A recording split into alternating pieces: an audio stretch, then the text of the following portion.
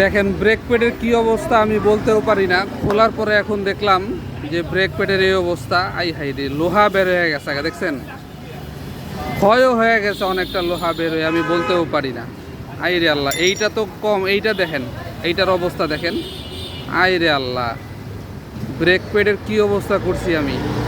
ছি, আমার নিজের কাছেই লজ্জা লাগতেছে যে আমার হাতে বাইকের ব্রেক প্যাডের এই অবস্থা হয়ে গেছে, কিন্তু আমি বুঝতেও পারি নাই।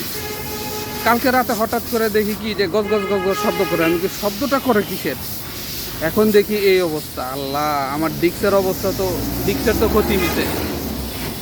যাই হোক, এখন আমি ব্রেক প্যাড লাগাবো, নতুন ব্রেক প্যাড এটার ভিতরে আমি ইনস্টল করব। এই ছিল আমার ব্রেক প্যাড। হ্যাঁ, কি অবস্থা, আমার মতো ভুল কেউ করবেন না, অবশ্যই ব্রেক প্যাডের দিকে খেয়াল রাখবেন এবং ব্রেক ওয়েলের দিকে খেয়াল রাখবেন।